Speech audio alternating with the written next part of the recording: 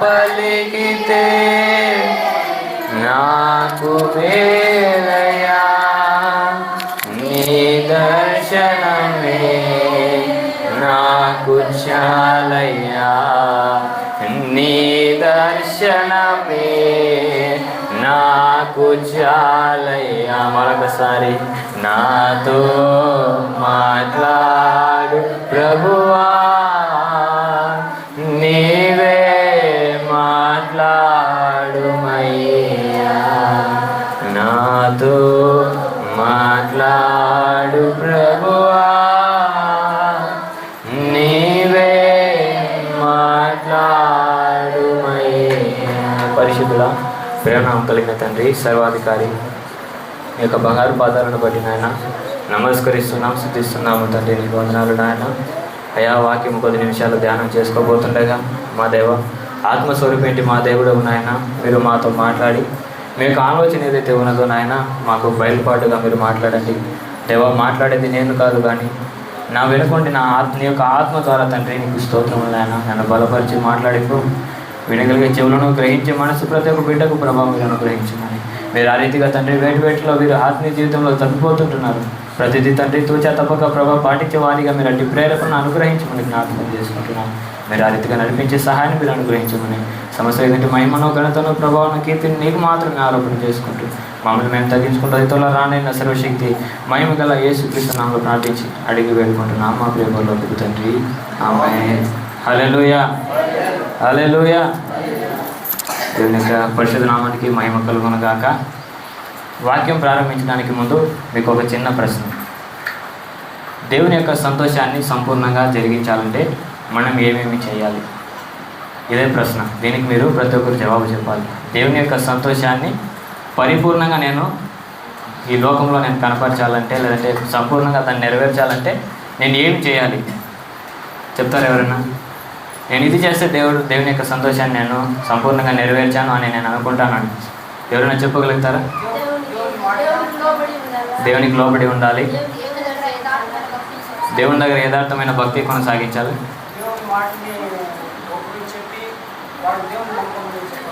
దేవుని మాటను ఇతరులకు చెప్పి నమ్ముకోమని చెప్పి సువార్త చెప్పాలి. ఇంకెవరైనా చెప్తారా? విశ్వాసము కలిగి దేవుని దగ్గర ప్రార్థన చేయాలి,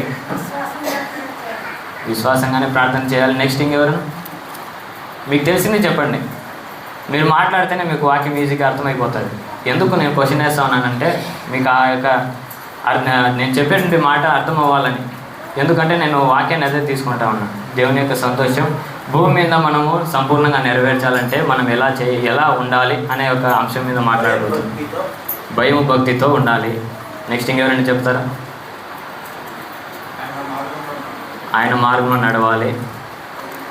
అంతేనా మీకు తెలిసింది? సరే, మన పరిశుద్ధ గ్రంథం నుంచి డైరెక్ట్గా మనం వాక్య భాగానికి వెళ్ళిపోదాం.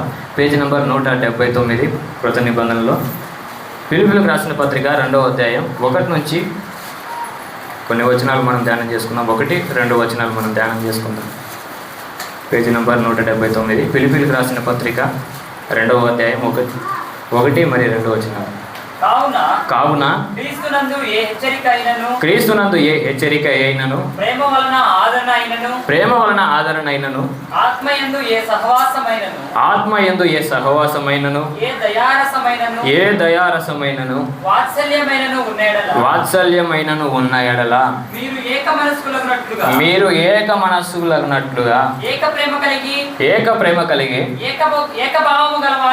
ఏకభావము గలవారుగా ఉండి ఒక్కదాని యందే మనసుంచుచు నా సంతోషమును సంపూర్ణము చేయుడి. హల్లెలూయా. దేవునికి నామానికి మహిమ కలుగును గాక.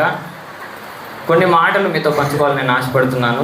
సంపూర్ణంగా జరిగించాలంటే, లేదంటే ఇతరులను మనం సంతోషపరచాలంటే మనం ఎలా ఉండాలి అనేది దేవుని యొక్క లేఖనం ఇక్కడ సెలవిస్తుంది. ఈ లోకంలో మనం చూసుకున్నట్లయితే, యవనస్తులను చూసుకున్నట్లయితే దేవుడు హెచ్చరిక ద్వారా మనతో మాట్లాడుతున్నాడు. ఆత్మీయంగా మనం బ్రతుకుతుంటే, మనం ఆత్మీయ జీవితంలో మనం స్థిరంగా ఉండాలంటే మొట్టమొదటిగా చెప్తున్నాడు అక్కడ చదువు. మొట్టమొదటి మాట ఏం చెప్తున్నాడంటే, ఆత్మయందు ఏ హెచ్చరిక అయినను, ఏమంట చెప్పండి, ఆత్మయందు ఏ హెచ్చరిక అయినను. హెచ్చరిక అంటే ఏమి? హెచ్చరిక అంటే తెలియదా? తప్పుదారిలో పోతున్నప్పుడు దండించడం. నెక్స్ట్ ఇంకెవరైనా చెప్తారా హెచ్చరిక అంటే? ఒక కంపెనీలోకి వెళితే వాళ్ళు ఏం చేస్తారంటే ఒక బోర్డు వేసి పెడతారు, షరతులు నిబంధనలు అని. దాన్ని ఇంగ్లీష్లో మనం ట్రాన్స్లేషన్ చేసి చూస్తే కూడా అదే. షరతులు నిబంధనలు అంటే టర్మ్స్ అండ్ కండిషన్స్. హెచ్చరిక అంటే కూడా దానికి తగినట్టు ఆ యొక్క మీనింగ్ వస్తుంది. ఎందుకు నేను షరతులు నిబంధనల గురించి మాట్లాడుతున్నానంటే, దేవుడు ఇక్కడ చెప్తున్నాడు హెచ్చరికకు మీరు లోబడాలి అని చెప్తున్నాడు. ఈరోజు చూసుకున్నట్లయితే హెచ్చరికగా చాలా వరకు దేవుడు మనల్ని హెచ్చరిక కలిగిస్తూ ఉంటాడు. తన యొక్క ఆత్మ ద్వారా ప్రేరేపణను కలిగిస్తూ ఉంటాడు. ఎలా అంటే నువ్వు అలా చేయొద్దు, ఇలా చేయొద్దు, అది చేయొద్దు, ఇది చేయొద్దు అని మనం చాలా వరకు మనం తప్పు చేసినప్పుడు, లేదంటే ఇతరులకు తెలియకుండా వారికి విరోధంగా మాట్లాడినప్పుడు ఏమనిపిస్తుంది? చేయొద్దు, చేయకూడదు అని ఆత్మ ప్రేరేపణ మనకు కలిగిస్తూ ఉంటుంది. ఆ పరిశుద్ధాత్మ దేవుడు మనలో కార్యములు జరిగిస్తున్నాడనే దానికి అది ఒక నిదర్శనం. మనం అనుకోవచ్చు, నేను ఆత్మ అంటే ఏదో అన్య భాషలు మాట్లాడడమో, లేదంటే అది చేసింది ఇది చేసిన ఆత్మ అనేది కానే కాదు. అది తప్పు. ఆత్మ అనేది ఎప్పుడు మనలో ఉంటుంది. అది ఎప్పుడు మనలో ప్రవేశిస్తుందని మనం ఒకసారి జ్ఞాపకం చేసుకుంటే, ఎప్పుడైతే నువ్వు మారు మనసు పొందుకొని దేవుని యొక్క సన్నిధిలో బాప్తిసాన్ని నువ్వు పొందుకుంటావో, బహిరంగంగా దేవుణ్ణి నువ్వే నిజ రక్షకుడు నేను నోటితో ఎప్పుడైతే ఒప్పుకుంటావో, అప్పుడే దేవుని యొక్క ఆత్మ నీలో నివాసం చేస్తుందంట. ఆత్మ ఉన్నారు. ఒకసారి హల్లెలూయా చెప్తామా? హల్లెలూయా, హల్లెలూయా. నిశ్చయిత ఉందా దేవుని యొక్క పరిశుద్ధాత్మ నాలో ఉందని? మరి ఎందుకు మనం పాపంలో పడిపోతున్నాం? ఎప్పుడైనా ఆలోచన చేశారా? దేవుడు మనలో ఉంటాడని తెలుసు, దేవుడు మనలో హెచ్చరిక చేశాడని తెలుసు. కానీ ఎలా ఉంటారంటే చాలామంది భక్తులు సండే భక్తులుగా ఉంటారు. సండే భక్తులని ఎందుకు చెప్తానంటే, సండే మాత్రం కనిపిస్తారు, మండే రోజు లేదు.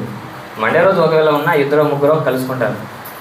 మంగళవారం లేదు, బుధవారం లేదు, గురువారం లేదు. అట్లే శనివారం అయితే ఆదివారానికి వస్తారు. సండే భక్తులని ఎందుకు పేరు పెట్టారంటే, వాళ్ళు ఎలాంటి వారు ఉంటారంటే ఆ రోజుకి భక్తి చేసేవాళ్ళుగా కనబడతారంట. మనం ఆ రోజుటికి అప్పటికప్పుడు భక్తి చేయాల్సినటువంటి వారిగా మనం పిలువబడ్డామా అంటే లేనే లేదు. ఆ పై వచనాలు మనం చూసుకున్నట్లయితే, ఈ యొక్క 1వ అధ్యాయం 30వ వచనాన్ని మనం ఒకసారి చూసుకున్నట్లయితే, మనం ఎందుకు పిలువబడ్డాం, మనం పిలువబడినప్పుడు మన హెచ్చరికకు లోబడకపోతే మనం ఎలాంటి పరిస్థితులను మనం తీసుకుంటాం అనేది ఒక మాట మనం ధ్యానం చేసుకున్నాం. 30వ వచనం 1:30. క్రీస్తునందు విశ్వాసముంచుట మాత్రమే గాక ఆయన పక్షమున శ్రమపడుటయు ఆయన పక్షమున మీకు అనుగ్రహమాయేను. ఇప్పుడు చెప్పండి, క్రైస్తవులుగా ఉన్నట్టు మనకు ఆశీర్వాదం మాత్రమే వస్తుందా? నోరు లేదా ఎవరికి? శ్రమ కూడా వస్తుంది. మీరు చూసుకోండి. నేనేమనుకోనంటే, ఒకవేళ వీళ్ళకి ఇంట్రెస్ట్ లేదేమో, నేను తప్పుగా ఏదైనా చెప్తానేమో అని నాకే అనిపిస్తుంది. నాకు అనిపించదు, నాకు అనుకున్నట్టు దేవుడికి అనిపిస్తుంది. నేను చెప్పి కూడా ప్రయోజనం లేదు అని దేవుడు బాధపడతాడు. నోరు తెరిచి మాట్లాడండి. అలా మాట్లాడితేనే మీలో ఉండే నిద్రాత్మ బయటికి పోతుంది. లేదంటే మీరు ఏం చేస్తారంటే ఈజీగా ఇట్లా చేయి పెట్టుకోనో, లేదంటే ఇట్లా చేసుకోనో కామ్గా పడుకునేస్తారు. అలర్ట్గా ఉండండి. సేవకులు అడిగేటి మాటకు మీరు జవాబు చెప్పేటి వారిగా ఉండాలి. ఇప్పుడు చెప్పండి, క్రైస్తవులుగా పిలువబడి మనకు ఆశీర్వాదం మాత్రమే వస్తుందా? శ్రమ కూడా వస్తుంది. ఎందుకు శ్రమ వస్తుందంటే, హెచ్చరికకు లోబడకపోతే శ్రమ వస్తుంది. శ్రమ గురించి మనం అర్థం చేసుకుంటే, యెషయా గ్రంథం 30వ అధ్యాయం 1వ వచనాన్ని ఒకసారి మనం చూసుకున్నట్లయితే అక్కడ ఆ మాట సెలవిస్తాడు. ఎందుకు ఒక విశ్వాసికి లోబడని పిల్లలకు శ్రమ, యెహోవా వాక్కు ఇదే, లోబడని పిల్లలకు శ్రమ. ఎందుకు చెప్తున్నానంటే, యెహోవా వాక్కు ఇదే, లోబడని పిల్లలకు శ్రమ అని ఎందుకు చెప్తున్నానంటే, ఆయన మాటకు లోబడకపోతే, ఆయన హెచ్చరికకు లోబడకపోతే మనకేమొస్తుంది? శ్రమ వస్తుంది. కానీ మనం దేవుని యొక్క సంతోషాన్ని సంపూర్ణంగా జరిగించాలని ఒక నమ్మకంతో, లేదంటే ఒక విశ్వాసంతో, మనం నిరీక్షణతో మనం బయలుదేరి మనం సంఘానికి వచ్చినప్పుడు, మనం చాలా వరకు సేవకులకు చెప్పేటి ఆ మాటకు మనం వినకుండా చెవిన పెట్టేటి వారిగా చాలామంది ఉంటాం.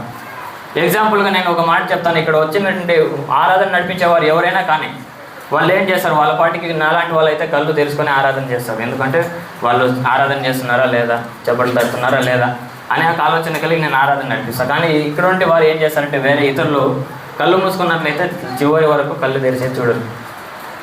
విశ్వాసులు ఎలా ఉంటారంటే అక్కడ ఉంటే వాడు అక్కడికి వెళ్తాడు, ఆ పిల్లని పట్టుకొచ్చి ఇక్కడ వచ్చి ఆడుకుంటాడు, ఫోన్ ఎత్తుకొని వాని పాటికి వాడు వెళ్ళిపోతూ ఉంటాడు. సంఘానికి వచ్చింది దానికోసం అంటే కానే కాదు. దేవునికి లేఖనం హెచ్చరిక చేసింది మనకి. ప్రసంగి 5:1 ఒకసారి మనం ధ్యానం చేసుకున్నాం. ప్రసంగి గ్రంథం 5వ అధ్యాయం 1వ వచనం. మనం మందిరానికి వచ్చినప్పుడు, దేవుని యొక్క సన్నిధికి మనం వచ్చినప్పుడు మనం ఎలా ఉండాలి, ఎలా ఉంటే దేవుడు మన యొక్క భక్తిని ఆయన చూస్తాడనేది అక్కడ రాయబడి ఉంది. చదవండి ఒకసారి. నీవు దేవుని మందిరమునకు పోవునప్పుడు నీ ప్రవర్తనను జాగ్రత్తగా చూచుకోను. ఇప్పుడు చెప్పండి, మన ప్రవర్తన మనం జాగ్రత్తగా చూసుకుంటున్నాము? ఎప్పుడు చూసినా వాళ్ళని పిల్లలతో ఆడుకోవడం, లేకపోతే ఫోన్ ఎత్తుకొని చూసుకుంటూ ఉండిపోవడం, ఆరాధన చేయండి అని చెప్పి నోరు కొట్టుకొని ఏదేదో చేస్తూ ఉంటారు ఇక్కడ నడిపించేవాళ్ళు, కానీ ఒక్కరిలో చలనం ఉండదు. అలా ఉండడానికి నువ్వు దేవునికి మందిరానికి రావాల్సిన అవసరం లేదు. నువ్వు ఇంట్లోనే కూర్చొని పడుకో హాయిగా, నీ శరీరానికి అది రెస్ట్ దొరుకుతుందేమో. కానీ ఇక్కడ దేవుడు చెప్తున్నాడు, నీ ప్రవర్తన అంతటిని దేవుని దగ్గర నువ్వు జాగ్రత్తగా చూసుకో అంటున్నాడు. ఎందుకు చెప్తున్నట్టు, ఈ సంఘంలో వచ్చిన తర్వాత ఏక తాత్పర్యంతో ఏక మనస్సు కలిగింటి వారిగా మనం దేవుని స్తుతించకపోతే, దేవుని యొక్క నామాన్ని కనపరచకపోతే వ్యర్థమే. అదే చెప్తున్నాడు ఫిలిప్పీయులకు రాసిన పత్రిక 2వ అధ్యాయంలో చూసుకున్నది, ఏక భావం కలిగిన వారిగా, ఏక మనసు కలిగిన వారిగా మీరు ఉండండి అంటున్నాడు. మనం ఉంటున్నామా? ఉండము. నడిపించే వాళ్ళు గొంతు చేసుకొని అరుచుకొని ఉన్నాయి ఆరాధనలో, లేదంటే వాక్యం చెప్పే వాళ్ళు అరుచుకుంటూ ఉన్నాయి, ఏమైనా అడిగితే సమాధానం లేదు. ఇదా మనం చేయాల్సిందే? కానే కాదు. మనం ఇలా ఉంటే మనం ఎప్పుడు మన అభివృద్ధి మనం దేవుని యొక్క సంతోషాన్ని ఎప్పుడు మనము సంపూర్ణంగా జరిగిస్తాం. చూసుకున్నట్టే లోబడని పిల్లలకు శ్రమ అంటున్నాడు. శ్రమ ఎందుకు వస్తుంది? ఒక హెచ్చరికకు లోబడకపోతే శ్రమ వస్తుంది. ఒక కంపెనీలో నువ్వు జాబ్ చేయాలన్నా, లేదంటే ఒక ఉదయం మీరు కూలి పనికి వెళ్తారు, అక్కడ 9 గంటలకి అంతా వెళ్ళిపోతారు. వాడు చూపించిన పని అంతా నువ్వు చేయకపోతే నీకు సాయంత్రం వాడు ఏం చేయడు, డబ్బులు అనేది నీకు రావాల్సిన ఆ యొక్క జీతం అనేది ఇవ్వడు. అలాగే దేవుడు ఏం చెప్తున్నాడంటే, ఆయన హెచ్చరికకు లోబడకపోతే, ఆయన చెప్పిన మాటలకు మీరు లోబడకుండా మీరు జీవిస్తే దేవుని యొక్క సంతోషాన్ని మీరు సంపూర్ణంగా జరిగించే వారిగా ఉండరంట. ఎందుకు హెచ్చరిక ద్వారానే స్టార్ట్ చేశాడంటే, చాలామంది విశ్వాసులు ఎలా ఉంటారంటే హెచ్చరికకు లోబడే వారిగా ఉండరు. ఇక్కడ ఉన్నామంటే పలాని సహోదరుడు ఉన్నాడు, అతనికి ఫోన్ చేద్దాం, దగ్గరలో ఉన్నాడు కదా, ప్రార్థనకు వచ్చి కలుసుకుంటాడని చెప్పి ఫోన్ చేస్తారు. ఫోన్ చేస్తే మన వాళ్ళు ఏం చేస్తారంటే, నేను ఇక్కడే ఊర్లోనే ఉంటాడు, నేను కుప్పంలో ఉన్నానంటే, లేదంటే ఫోన్ స్విచ్ ఆఫ్ చేసుకుంటాడు, లేదంటే ఫోన్ సైలెంట్లో పెట్టేస్తాడు. ఇలాంటి వారిని చూసి దేవుడు అంటున్నాడు, హెచ్చరిక చేస్తూ ఉన్నాడు, లోబడండి అంటున్నాడు. లోబడకపోతే మీకు శ్రమ అని అంటున్నాడు.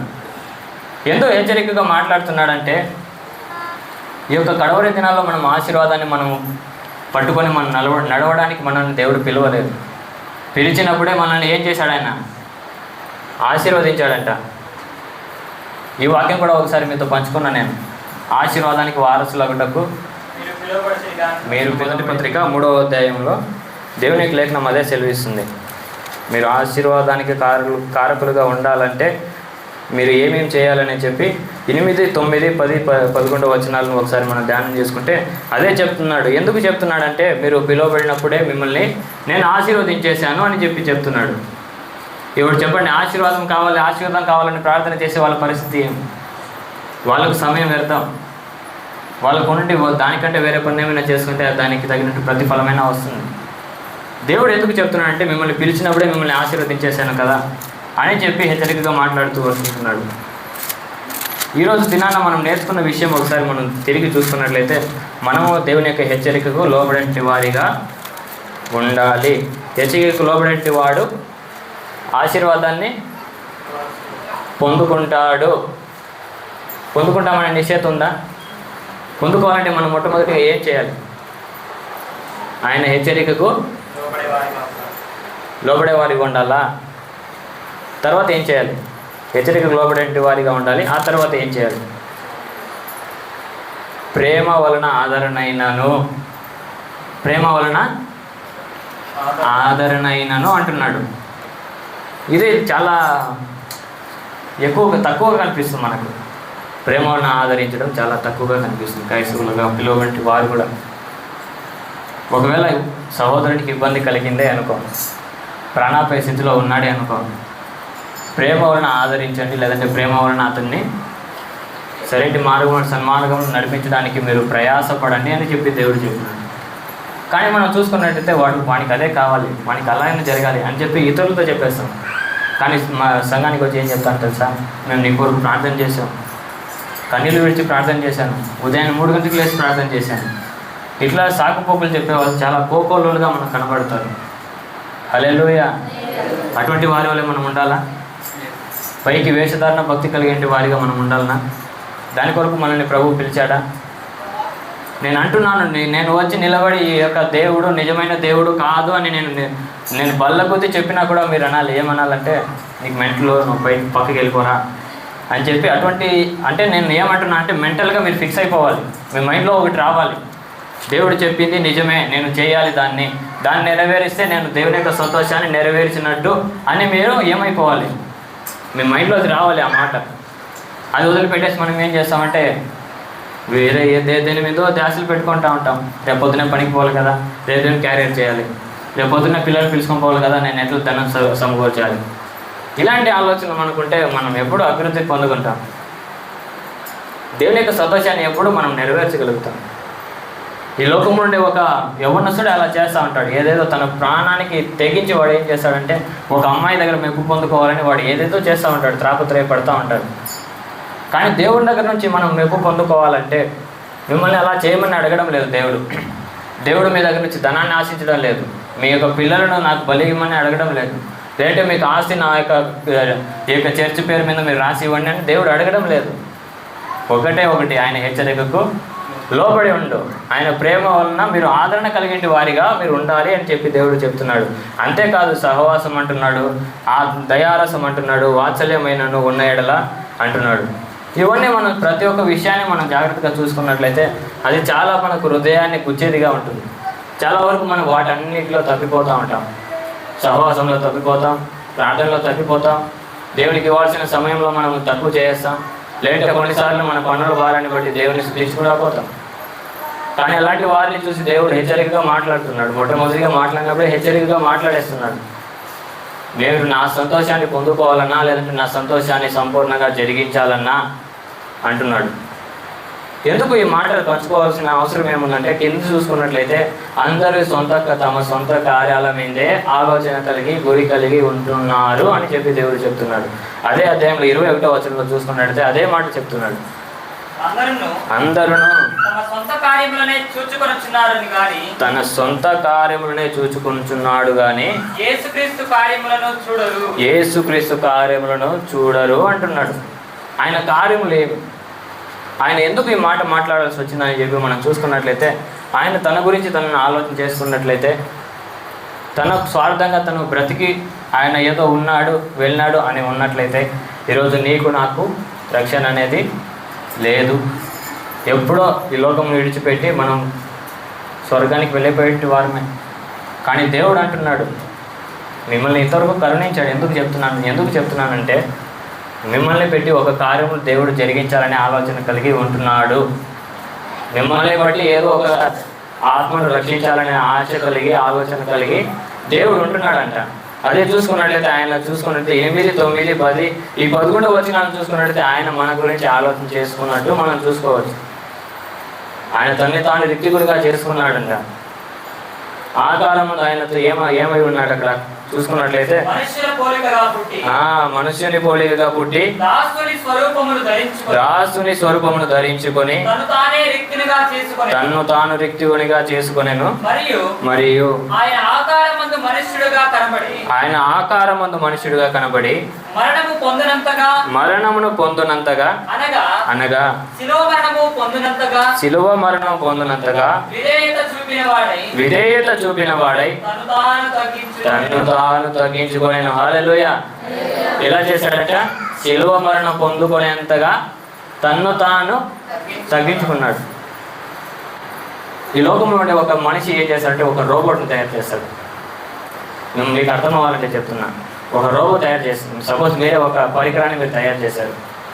దాన్ని స్టాప్ చేయడం మీరు ఏం చేస్తారు? మీరు దాన్ని క్రియేట్ చేసినప్పుడే, దాన్ని రూపొందించినప్పుడే ఒక ఇది అనేది పెడతారు, ఒక స్విచ్ అనేసి. ఆన్ చేయాలంటే ఈ స్విచ్, ఆఫ్ చేయాలంటే ఈ స్విచ్. కానీ దేవుడు అనుకున్నట్లయితే ఈ లోకాన్ని సృష్టించిన వాడు, మహా ఆకాశంలో పట్టజాలంటే దేవుడు ఏం చేస్తున్నాడు? తన్ను తాను రిక్తికునిగా చేసుకుంటా ఉన్నాడు.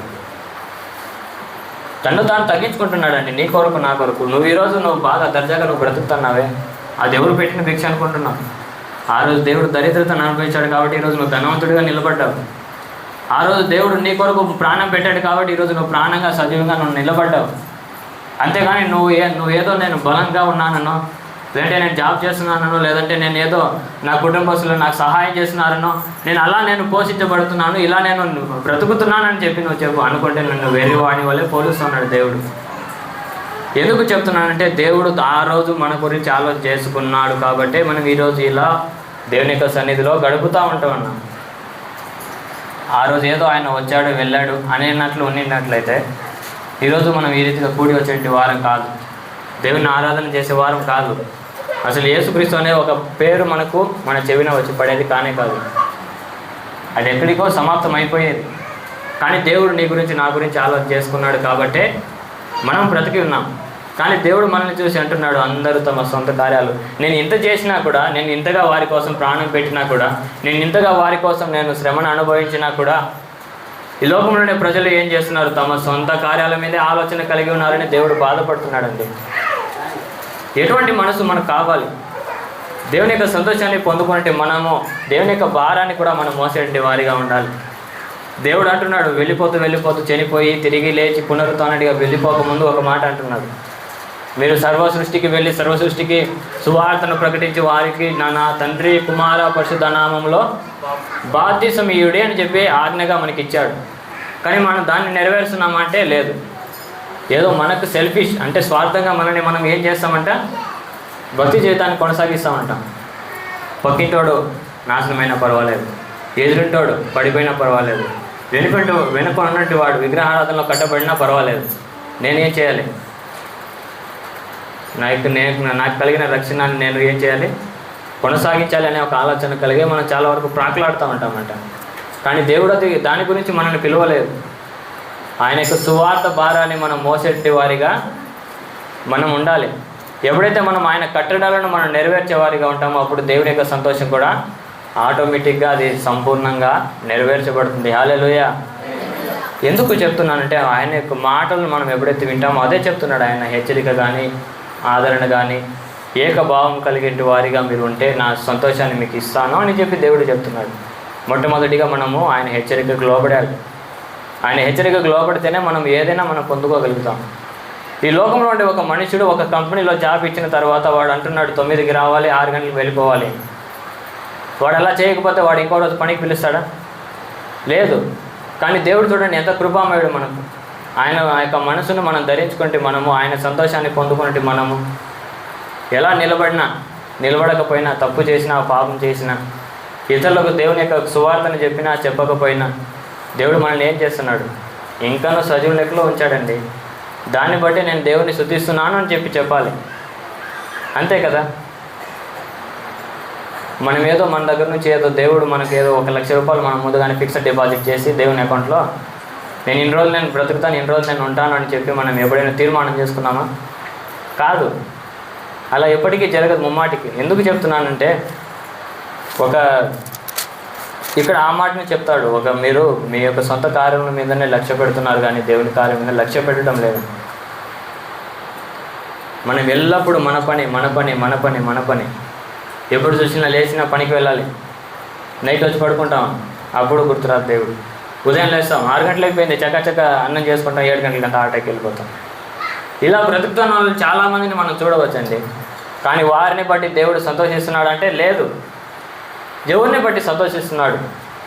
ఎందుకు దేవుని యొక్క సంతోషం అంటే ఎలా ఉంటుంది అని చెప్పి మనం ఒకసారి చూసుకుంటే అదే చెప్తున్నాడు, మీరు ఏక ప్రేమ కలిగేటి వారిగా ఉండాలి, ఏక మనసు కలిగేటి వారిగా ఉండాలి, ఏక తాత్పర్యము కలిగి దేవుణ్ణి స్తుతించాలి అని చెప్తున్నాడు.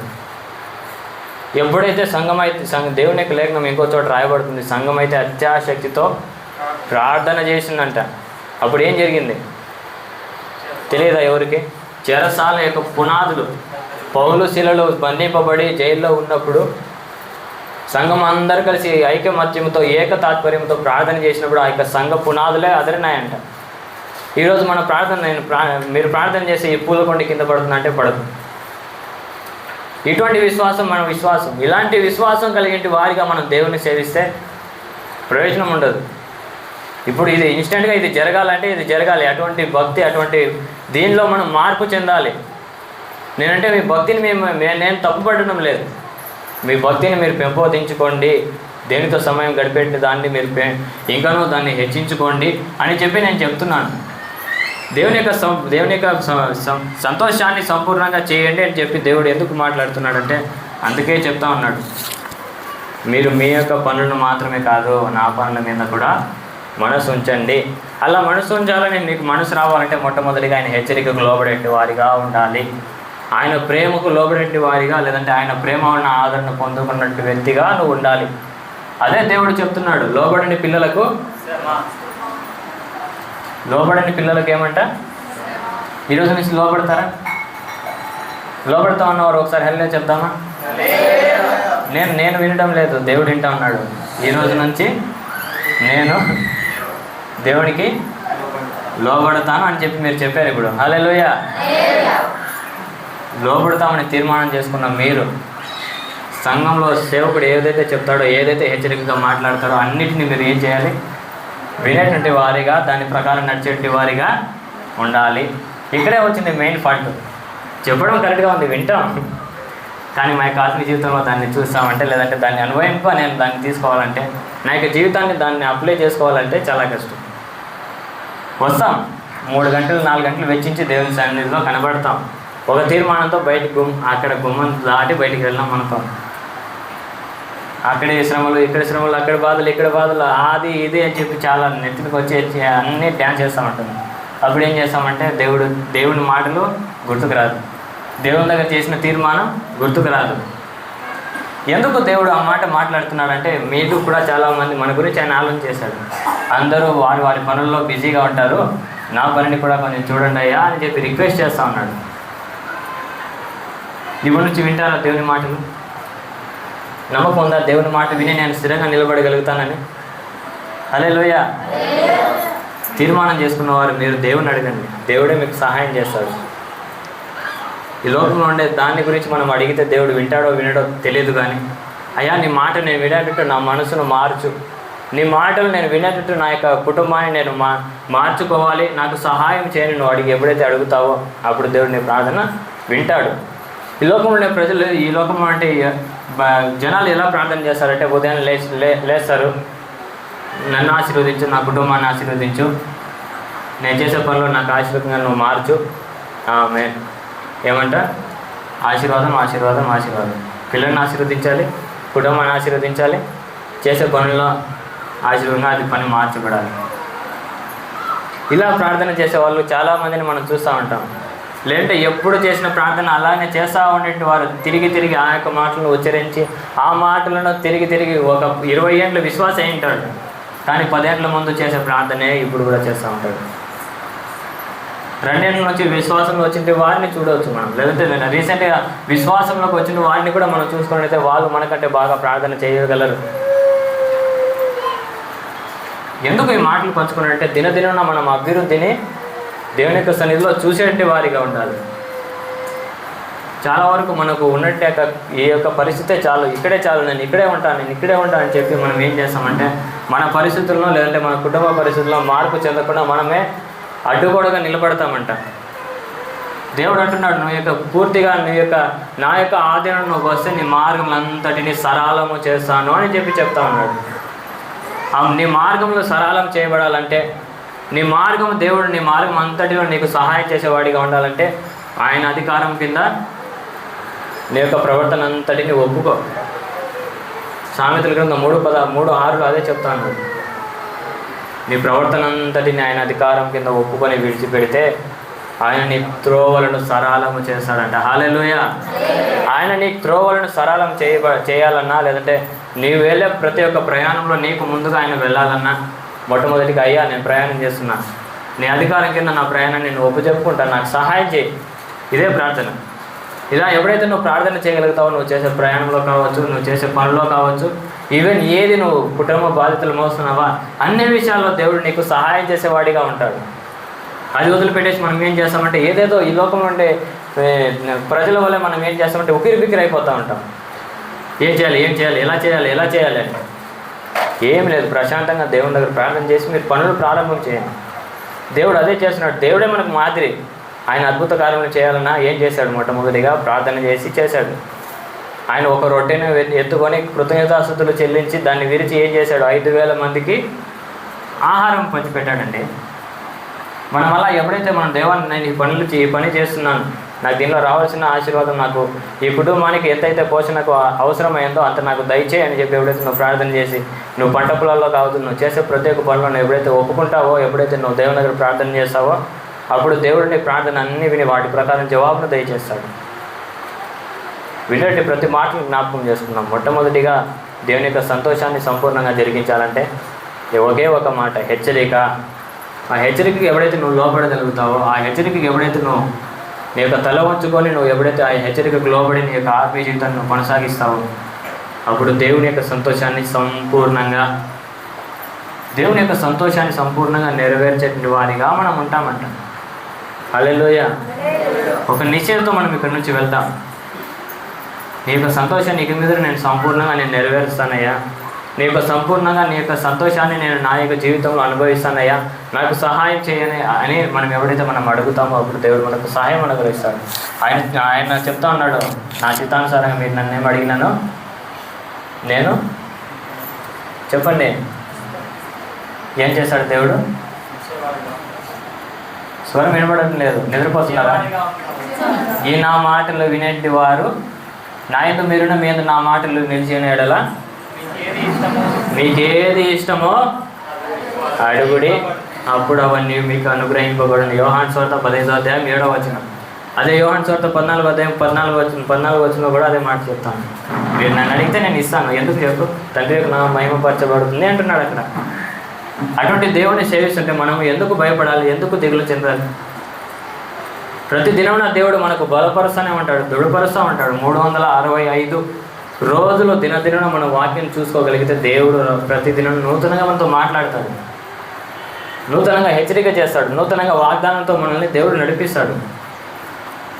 మనం అలా చేయం. ఏంటంటే మనం ఉదయం లేస్తాం, 5 నిమిషాలు ప్రార్థన, లేచి వెళ్ళరా పనికి, సాయంత్రం వస్తాం అలసిపోయినాం, లేదంటే ఎక్కడైనా ప్రార్థన ఉంది పోయి కలుసుకున్నాం, వచ్చినాం పడుకున్నాం. ఇలా చేసేటి వారికి చాలామంది మనం కోపలుగా మన సంఘంలో చూడవచ్చు. అటువంటి వారిని దేవుడు లక్ష్య పెడతారంటే లేదు. దేవుని యొక్క సంతోషాన్ని సంపూర్ణంగా జరిగించాలన్నా, ఆయన యొక్క సంతోషం సంపూర్ణంగా ఈ భూమి మీద నెరవేర్చబడాలన్నా మనం చేయాల్సింది మొట్టమొదటి ఒకే పని, ఆయన మాటకు లోబడడం. ఎప్పుడైతే మనం నేర్చుకుంటామో దేవుడు చెప్తున్నాడు, మత్తయి సువార్త 6వ అధ్యాయంలో చెప్తాడు, ఈ నా మాటలు విని వీటి ప్రకారం చేయవాడు బండ మీద తన ఇంటిని కట్టుకున్న బుద్ధిమంతుని పోలిన వాడై ఉండును అంటున్నాడు. హల్లెలూయా. ఏమంట? బుద్ధిమంతుని పోలిన వాడై అంటే ఈ బండ మీద తన ఇల్లును కట్టుకునే వాడు బుద్ధిమంతునితో పోల్చుకుంటా ఉన్నాడు. దేవుని మాటలు విని వాటి ప్రకారం చేసేవాడిని దేవుడు బుద్ధిమంతుడు అంటున్నాడు. మనం బుద్ధిమంతులుగా మనం ఎప్పుడు వ్యవహరిస్తామంటే ఏదో సంఘానికి వచ్చినప్పుడు మాత్రమే, నలుగురు ఆత్మీయులతో మనం కలిసినప్పుడు మాత్రమే. బయటికి వెళ్ళిన తర్వాత మన యొక్క జీవితం ఎలా ఉంటుందంటే అన్నిలో కంటే ఘోరంగా ఉంటుంది. అన్నిలో కంటే మనం ఏం చేస్తాం? హీనంగా మాట్లాడే వారిగా చాలామంది మనం మార్చబడతాం. నేను రియల్గా చాలామంది నా ముందే అలాంటి మాట్లాడిన వారు చాలామంది నేను చూశాను. నా ముందు ఏదో వాళ్ళు ఎలా ఉంటారంటే సంఘంలో వచ్చిన తర్వాత ఆరాధన చేసే అన్య భాషలు మాట్లాడిన వారిగానే ఉంటారు, దేవుని యొక్క ఆత్మను పొందుకునే వారిగానే ఉంటారు. ఆయన బయటికి వెళ్ళిన తర్వాత ఏం చేస్తారు? అన్య భాష కాస్త పోయి అన్యుల భాష వాళ్ళు ఎంటర్ అవుతుంది. అన్యుల భాష ఎలా ఉంటుందో వివరించాల్సిన అవసరమే లేదు. ఇక్కడ సంఘానికి వస్తే మాత్రం అన్య భాష, దేవుని యొక్క భాష అంటాం. బయటికి వెళ్ళిన తర్వాత అన్యుల భాష. ఎందుకు చెప్తున్నానంటే మనం అలా భక్తి చేస్తే దేవుని యొక్క సంతోషాన్ని ఈ జన్మలో నెరవేర్చాం. ఈ జన్మలో మనకు ఉన్నట్టు యొక్క సమయంలో దేవుని యొక్క సంతోషాన్ని సంపూర్ణంగా నెరవేర్చాలంటే మొట్టమొదటిగా ఆయన మాటకు లోపడాలి. ఈరోజు నుంచి లోపడదామని చెప్పి తీర్మానం చేసుకుని ఒక చిన్న ప్రార్థన చేసుకుని దయచేసి అందరం మోకరించుకున్నట్లయితే, ఒక ప్రేరేపణ కలిగి దేవుని యొక్క ఆత్మ మీకు ఒకవేళ ప్రేరేపణ కలిగించినట్లయితే, అయ్యా నీ యొక్క సంతోషాన్ని నేను సంపూర్ణంగా ఈ లోకంలో నెరవేర్చబడాలన్నా, అయ్యా నేను నెరవేర్చేటి వాడిగా, నేను అటువంటి పాత్రగా నేను పనిచేసేటి వారిగా ఉండాలన్నా, అయ్యా మీరు మాతో మాట్లాడినారయ్యా అని చెప్పి దేవుని దగ్గర ఒప్పుకో. ఇక మీదట నేను నీకు లోబడి, నీ మాటకు, నీకు హెచ్చరిక మాటకు నేను లోబడి నేను స్థిరంగా నిలబడగలుగుతాను అయ్యా. నువ్వు చెప్పినట్టు నేను నడుస్తానయ్యా అని చెప్పి ఒక దృఢమైన నిశ్చయత కలిగి ఒక తీర్మానంతో, ఏదో ఇక్కడికి నుంచి బయటికి వెళ్ళిన తర్వాత అది మర్చిపోయేది కాదు. నీ యొక్క హృదయంలో నుంచి నానికి అది మాట రాని, అయ్యా నీ యొక్క మాటకు నేను లోబడతానయ్యా, నువ్వు ఏదైతే చెప్పావో దానికి నేను తూచా తప్పకుండా నేను దాన్ని నెరవేర్చేంటి వాడిగా ఉంటానయ్యా అని చెప్పి ఒక నిశ్చయత కలిగి దేవుడు మాట్లాడిన విధానాన్ని జ్ఞాపకం చేసుకుందాం.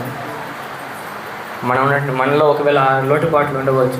సంఘానికి వచ్చినప్పుడు అన్ని భాషలు, సంఘం నుంచి వెలుపలికి వెళ్ళినప్పుడు అన్నిల భాషలో, అలా మన భక్తి జీవితం మనం చాలా వరకు మనం కొనసాగిస్తూ ఉండే వారిగా మనం ఉండవచ్చు.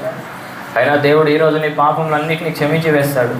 నువ్వు అడుగు, అయ్యా ఇక మీద నీ యొక్క హెచ్చరిక మాటలకు నేను లోబడి, నీ యొక్క హెచ్చరిక మాటలకు నేను లోబడి నా యొక్క ఆత్మీయ జీవితంలో నీ యొక్క మాటలను సంతోషభరితంగా నేను నెరవేరుస్తానయ్యా అని చెప్పి అడుగు. దేవుడు నీకు సహాయం అనుగ్రహిస్తాడు.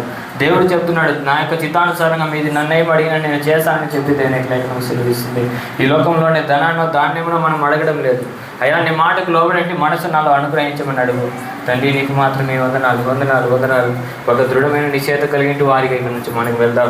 ఒక దృఢమైన నిశ్చయత కలిగింటి వారిగా ఒక దేవుని దగ్గర నుంచి ఒక ఆశీర్వాదాన్ని పొందుకున్నాను, ఒక వరాన్ని నేను పొందుకున్నాను, ఒక మాటలను హెచ్చరికగా నేను దాన్ని అనుభవింపుగా నా యొక్క జీవితాన్ని నేను అప్లై చేసుకున్నాను ఒక ఆలోచన కలిగి, అయ్యా నీకు మాత్రమే వందనాలు వందనాలు వందనాలు వందనాలు. సర్వాధికారి నీకు స్తోత్రములు తెలియజేసుకుంటున్నాము నాయన. అయ్యా వినండి, ప్రతి ఒక్క బిడ్డను జ్ఞాపకం చేసుకుంటున్నాం. అయ్యా ప్రతి ఒక్కరి హృదయంలో తండ్రి అది కార్యము జరిగించడానికి అయ్యా నీ యొక్క కృపణ ప్రభావ బిడ్డలకు ప్రభావ మీరు పరిపూర్ణంగా మీరు అనుగ్రహించుదురు కాక అని మేము ప్రార్థన చేస్తుంటున్నాము నాయన. ఎంతవరకునైనా ఏదో హీనాదానంగా తండ్రి నీకు స్తోత్రం భక్తి చేస్తుంటే వారిగా మేము ఉండవచ్చు. కానీ ఈ రోజు నుంచి తండ్రి నీకు స్తోత్రములు నాయన.